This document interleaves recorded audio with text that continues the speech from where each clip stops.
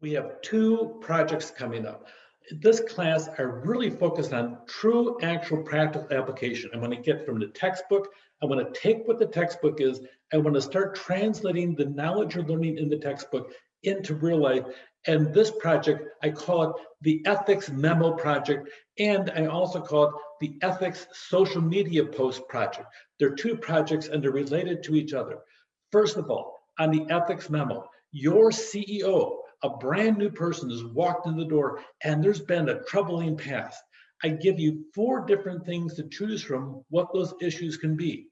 Your CEO has heard you've taken a really good business communication class and you are an up and comer, and they want to use your talent to sit down there and draft a memo for them to send out. It's a draft, it's not going to be final. This is actually pretty common in business. A CEO may have 75 different things happening. They sit down, they delegate different tasks to people to see, number one, sometimes gauge their own ability of the talent coming up, or just get the monkey off their back, give it to somebody else in the process.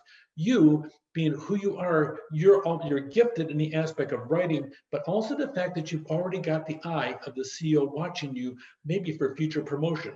This is your big opportunity. So you're going to draft a memo. You're going to use the memo sandwich in the process.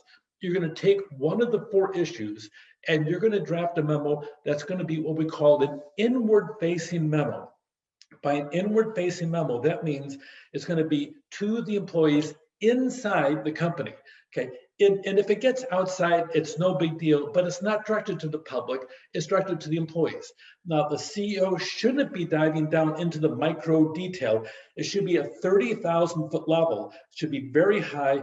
Just give a couple general concepts in the process over here. HR is going to be doing training on harassment, not just any harassment, but sexual harassment plus other different types of harassment in the process.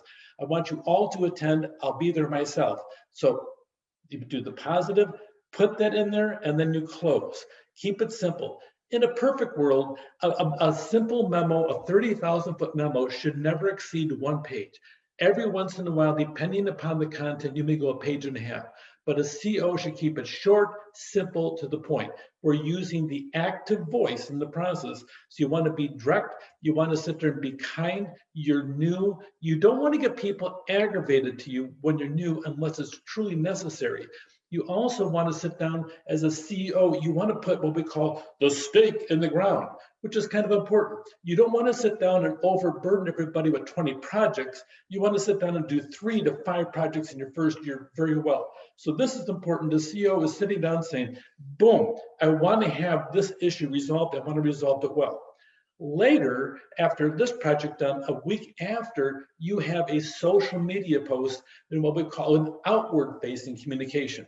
Social media is going to be for the public to consume, and you're going to see something very brief about the endeavor that you've done on the inside of the organization.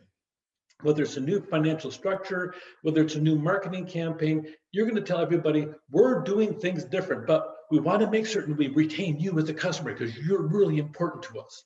So it's an outward-facing memo. It's got to be 250 words or less because the public only consumes a short amount before they turn the page and go on. So you want to sit there and capture their attention and hold it and then be done with it. So inward-facing memo, that's your first project, and positive, negative, positive, and also a social media post that's outward facing about some of the initiatives that you're taking now as a CEO, except for the fact you're drafting all this for the CEO. Any questions? Drop an email. Take care.